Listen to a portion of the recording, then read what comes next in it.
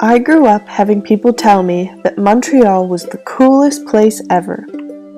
After visiting hundreds of times, I never thought it was particularly interesting or beautiful.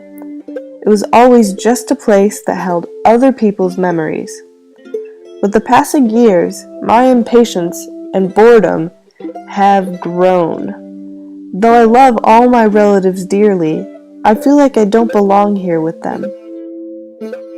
My family left before I could really learn to love it. This time I visited, I wanted to challenge myself. I decided to try and find my own version of beauty here. I wanted to figure out what made some people stay and what made others want to come back. I especially wanted to find beauty in the places that others might think were commonplace. I think it helped. Next time I visit, I hope I won't take Montreal for granted.